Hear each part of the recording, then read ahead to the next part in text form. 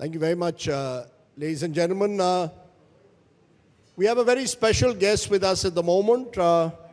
He is the face of the next generation of the Telugu Desam. He is one of the most important ministers at the moment in the government in Andhra Pradesh. Please welcome Nara Lokesh, Minister for IT, Electronics and Human Resources Development Education in the government of Andhra Pradesh. Thank you very much, Lokesh, for joining us. I must confess, when I see you today, I feel very old. I interviewed your late grandfather in the early 1990s, the legendary N.T. Ramarao, then your father, who's now a four-time chief minister, and now the grandson. How easy is it to come out of the shadows of NTR and Chandrababu Naidu and establish an identity for yourself? Are you still seen, or do you still see yourself as the son of Chandrababu Naidu and the grandson of NTR in public life? Thank you, Rajdeep. Thanks for having me here. The first question is a curveball, clearly. It's not a curveball.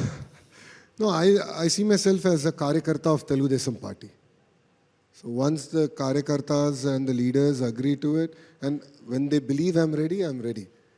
Saying that, of course, coming from a political background, being a third-generation politician, it just makes it 10 times harder. And having a leader like Mr. Naidu is not an easy task.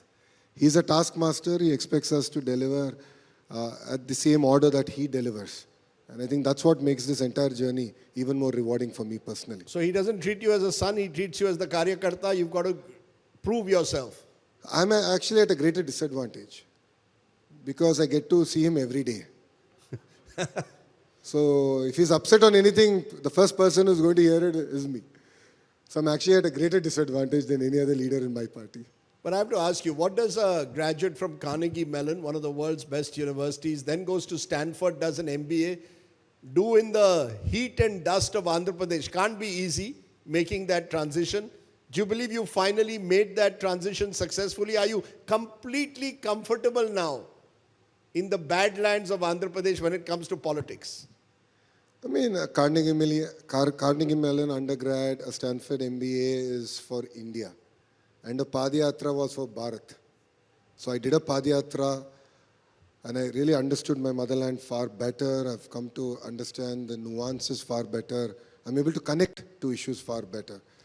So I truly believe that the transition is complete and I'm able to contribute in Mr. Naidu's cabinet quite successfully. Was the padayatra the turning point? 2023, 226-day padayatra, more than 3,000 kilometers is what Nara Lokesh traveled at the time. It transformed your image. Was that the moment where you realized, now this is what I want to do, hit the ground, be with the people of my state? Did it transform your image, your life in a way? No, absolutely. Stanford MBA is good for business. A padayatra is very, very important for politics. I think it enabled me to understand my state much better. I've understood the issues much better. My EQ is far higher than it was before a padayatra. And today I'm able to relate to what an MLA says much better. Because I was there, I walked in his constituency for 2-3 days.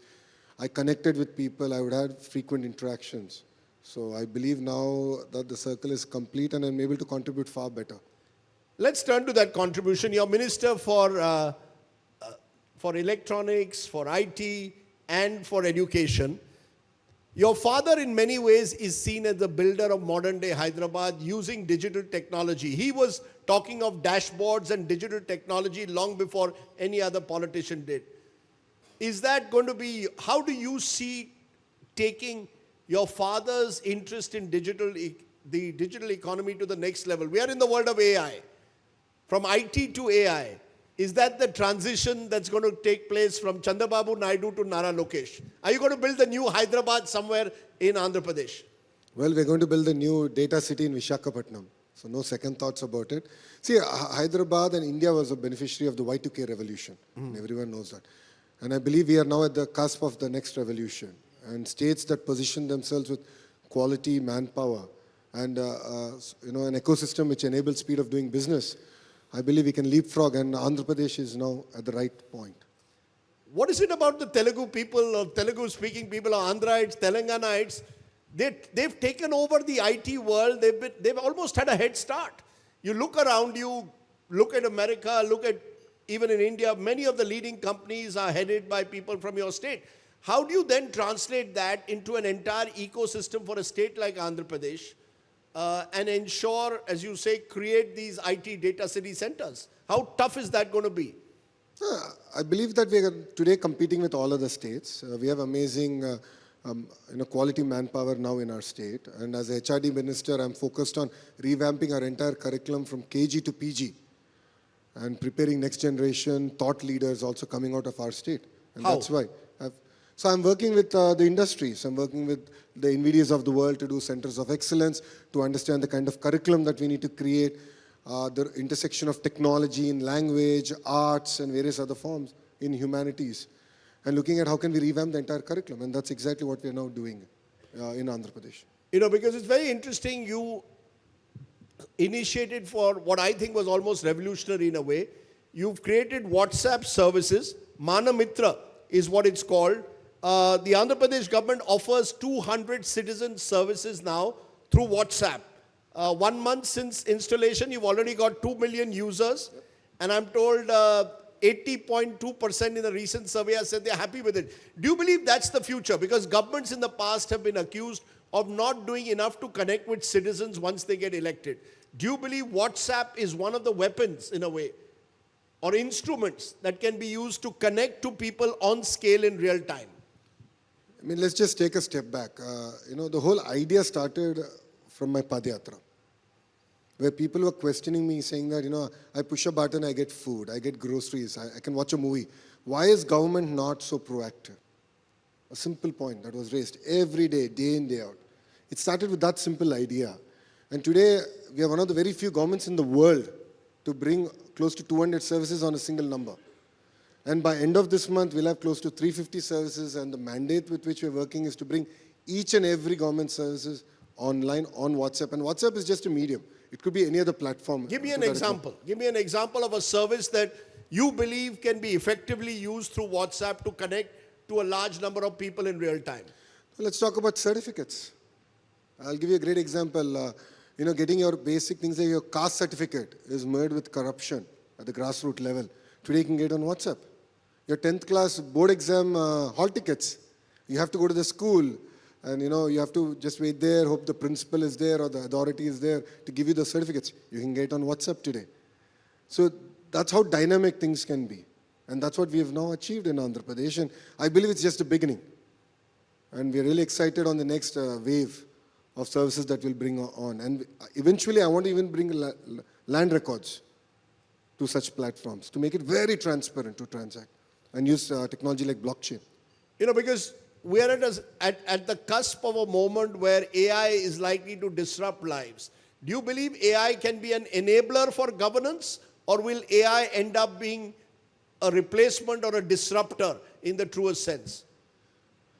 I mean, if you accept it, if you adapt to it, it'll definitely transform our lives. If you resist it, you'll be out of a job. As simple as that. So as a government, we believe that AI is here.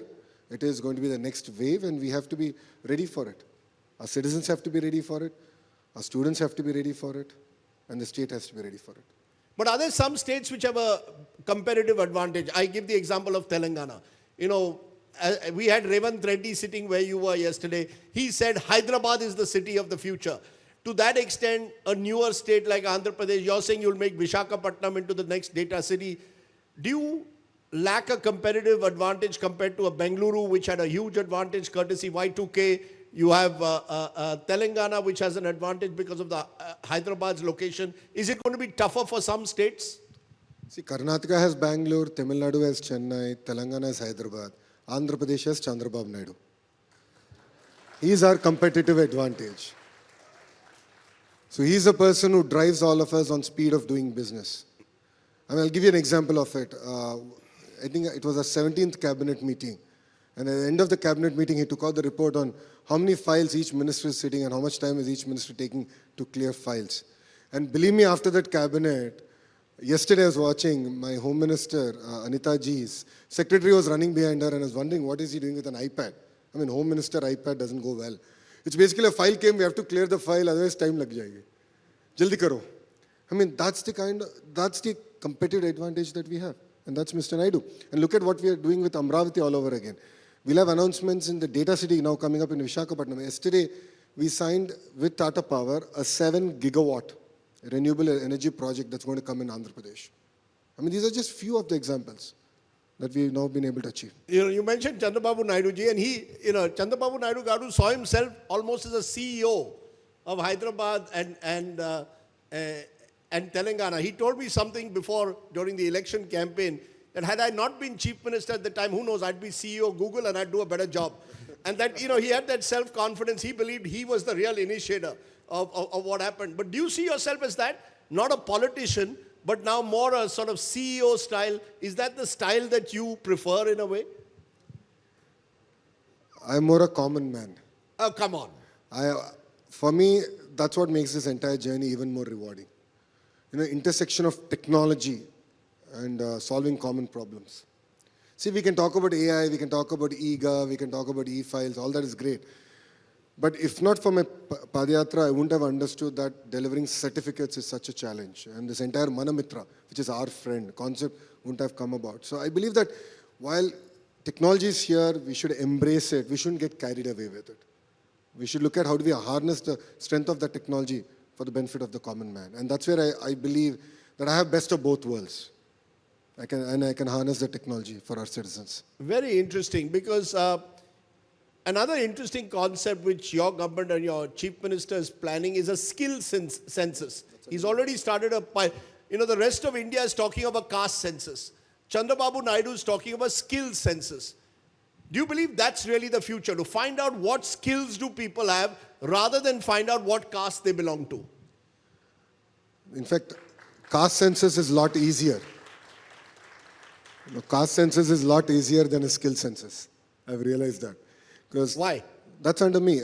It's under the Skill Development Corporation, which is under HRD Ministry. The biggest challenge that I am facing right now is how do you assess skills across so many traits? And how can individuals how can you create that symbiotic relationship between them and then look at a lifelong journey of learning. And that's what makes it exciting, but challenging. Mm-hmm. We've done a pilot in my own constituency, which is Mangalgiri. I've learned a lot from that pilot. And now we are fine-tuning the entire process.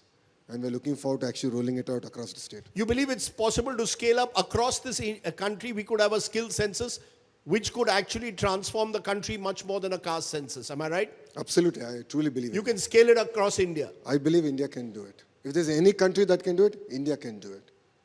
We have the technology, we have the UID platform. We can really substantially leapfrog in that sense. Fascinating. This is the interesting part where you stand out as a politician with a difference. Let's turn, therefore, to some of the political questions. Your HRD and education. There's this entire debate now raging with the southern states taking the lead, particularly MK Stalin, on the new education policy and the 3-language formula. Your father was asked this question 2 days ago in Delhi. He said, I'm not against Hindi. We should be a multilingual country. You can have as many languages as possible. Is that how you see it?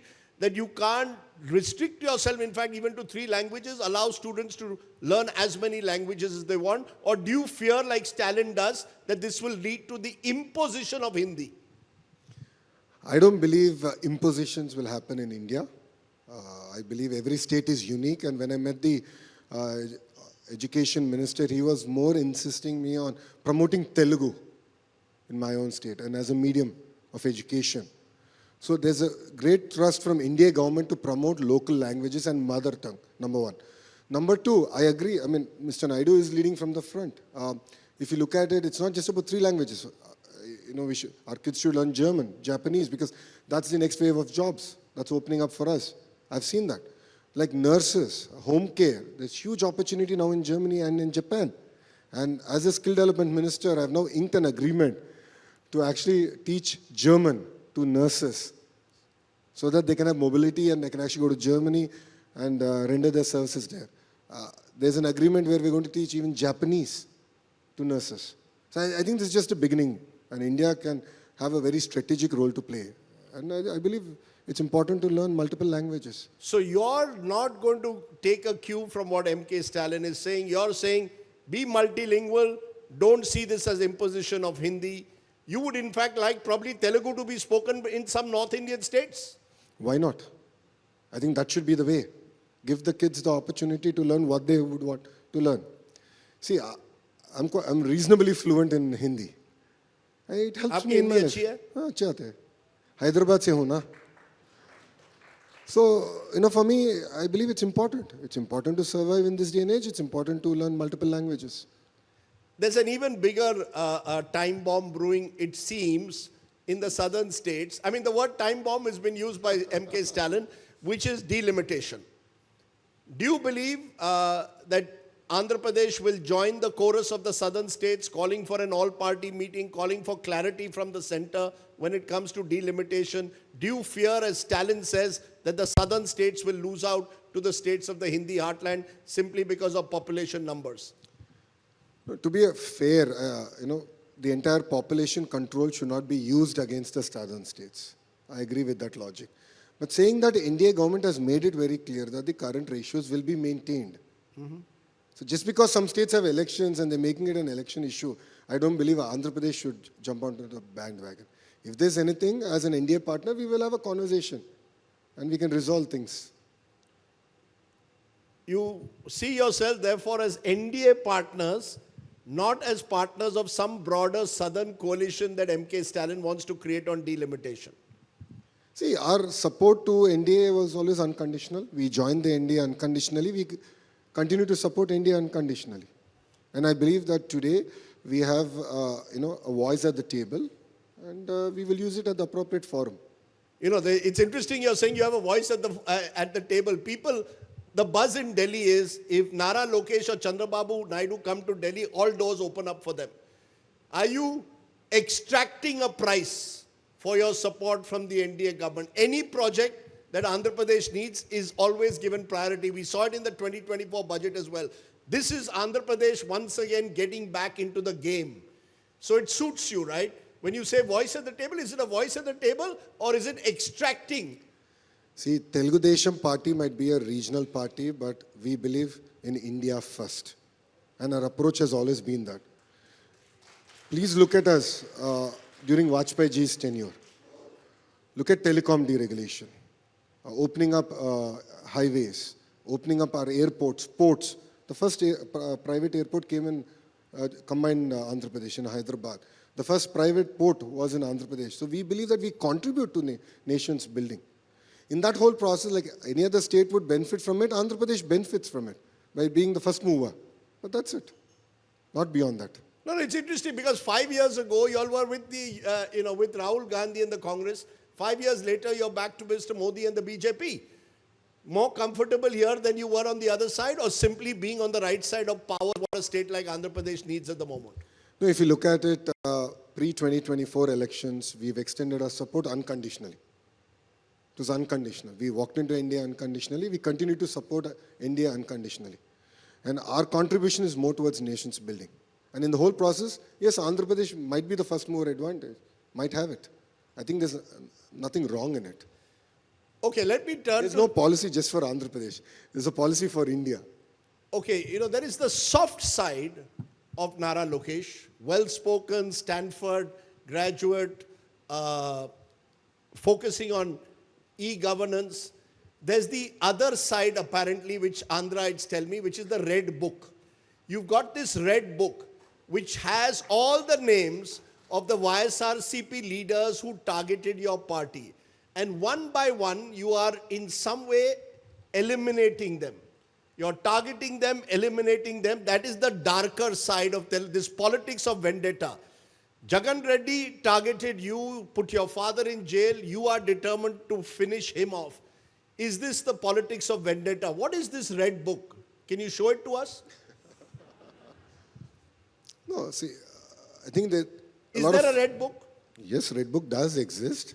I've showed it in all the public meetings of my padayatra. But I think there's a lot of context to it, and people should appreciate that. a graduate from Stanford. I have 23 cases foisted against me in the last 5 years. 23. There's an false SC/ST case against me. There's an attempt to murder case filed against me.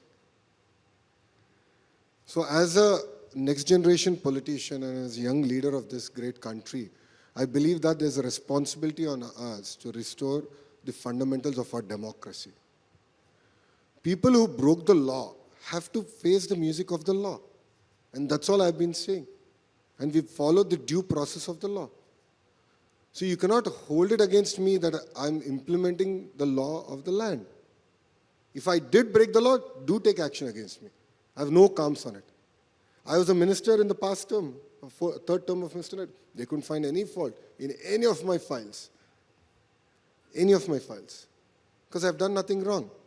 But I believe it's important to restore the fourth pillar of the democracy, and we are doing it. But is there an element of vendetta in that? That you are now out to somehow or the other do to Jagan Mohan Reddy what you believe Jagan Mohan Reddy did to you, your father, your party. And therefore Andhra Pradesh will once again get caught in this vortex of vendetta politics. Now, this is the same question I've been asked every month for the last 9 months. It's been 9 months. Have you seen it? Have you seen it happen? Absolutely not. Everyone is happy. Things are going on. Massive investments are coming into Andhra Pradesh today. The entire ecosystem is moving forward. But there are also YSRCP leaders who say their houses are being raided, their workers are being attacked. Absolutely not. I mean, if I do take a leaf out of Jagan's textbook, it will be very difficult for him to go out then. Because he didn't let us even go out and protest. They would tie our gate. And they won't let the Honorable Chief Minister or myself to even step out of our own house. But today, Jagan is moving freely in Andhra Pradesh. We never stopped him. In fact, he gets more security than our Deputy Chief Minister. So where is vendetta politics coming in from? Even when the Tirupati Laddu controversy broke up a few months ago, that also became, is this vendetta politics at work? Chandrababu Naidu trying to take over in a way, whatever the management of Tirupati, there was term versus Jagan who tried to control it earlier. Is all of this tangled in politics? Lokesh, do you believe it's important to break away from that to build a better state? No. Tirupati is very, very personal for Mr. Naidu because his ancestral home looks at one of the hill. So he's grown up seeing the Lord and taking his blessings. It is a fact that he came across a report that tested the ghee that made those claims.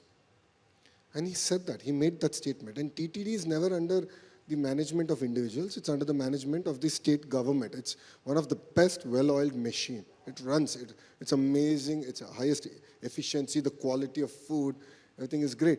But when there is a report, as a chief minister, it's his responsibility to put it out. If he didn't put it out, sitting here you would question me saying, why didn't you put that report out? I think he's just doing what he believes is right. In the past, we've made allegations, and it's rightfully so, on liquor, on sand. Supreme Court, there's a case going on the sand mafia of Andhra Pradesh. So all these are facts.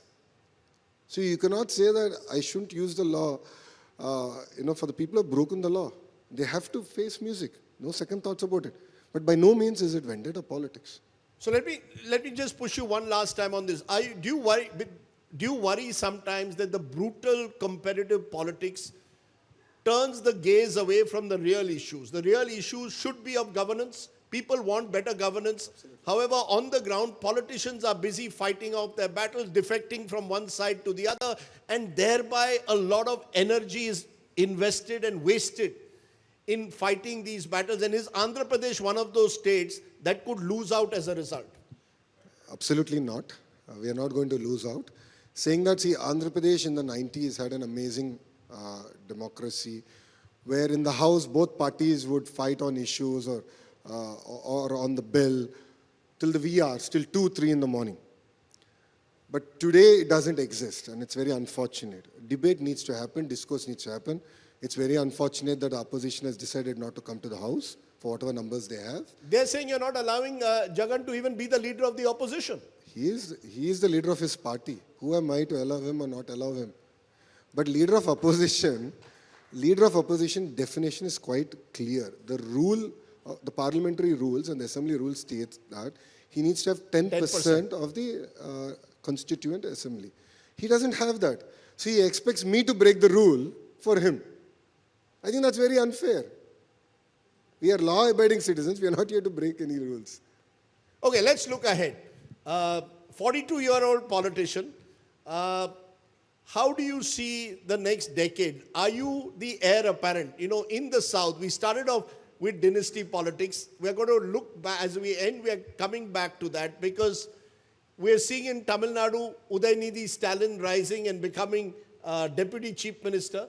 Next time when you come to the India Today Conclave, will you be Deputy Chief Minister? Is that the way the Telugu Desam, like many regional parties, has a clear line of succession? Are you the successor, anointed successor of Chandrababu Naidu ji?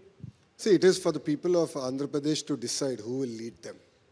It is not for Mr. Naidu to decide. So people of Andhra Pradesh will decide on that, number one. Number two, if you just look at my journey, I've always taken a road less traveled.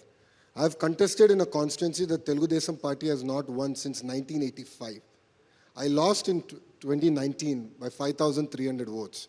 I stuck at it, fought, and this time around I won it with 91,000 majority, which is the third highest in Andhra Pradesh.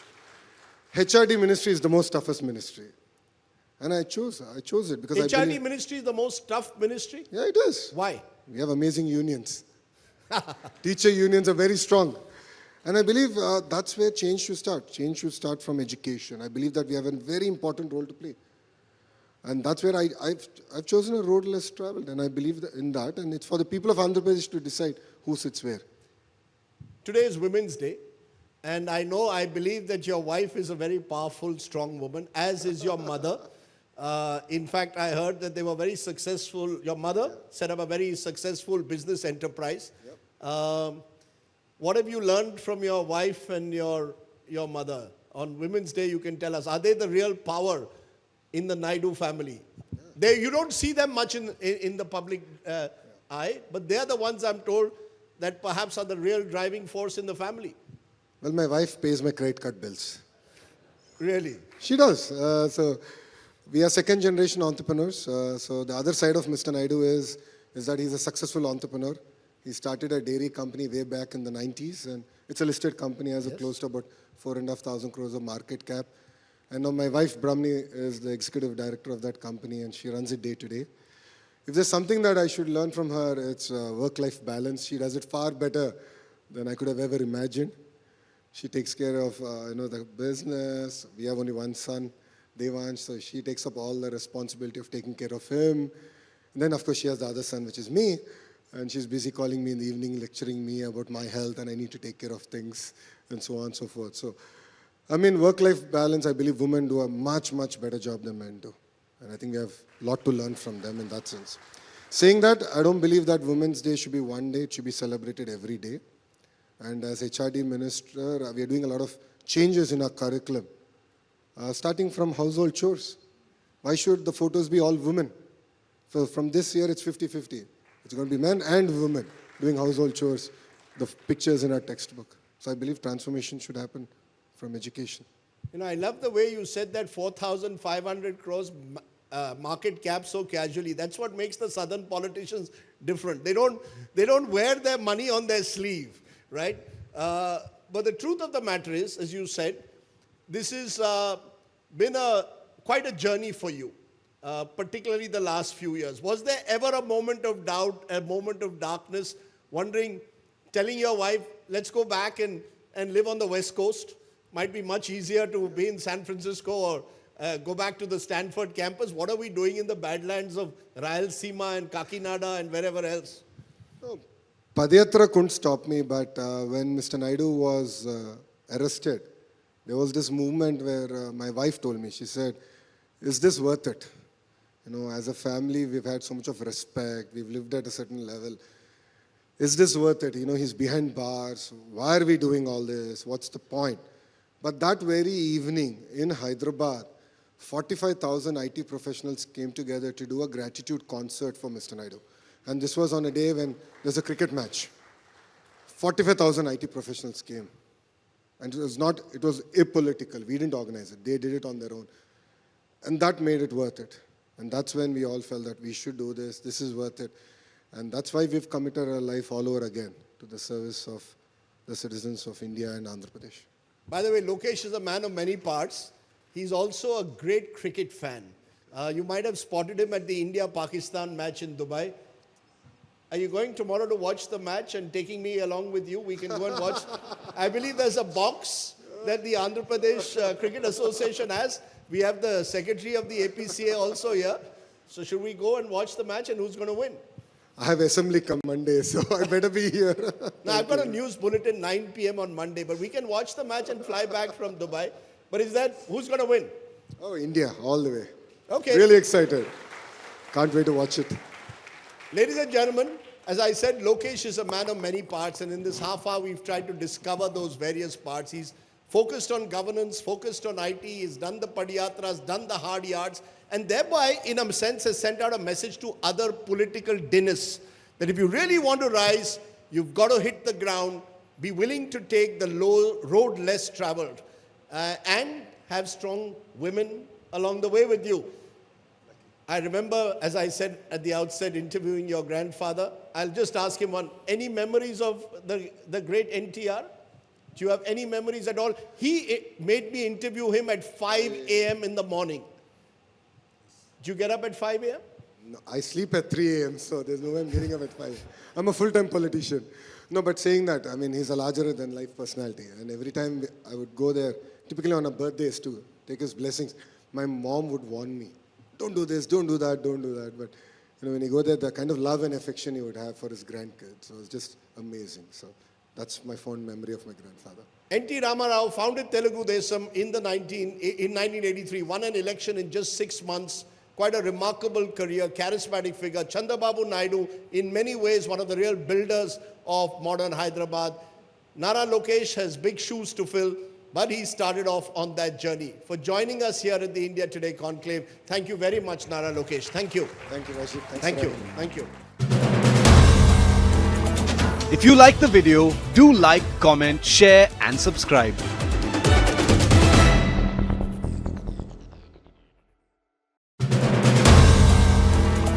If you like the video, do like, comment, share and subscribe.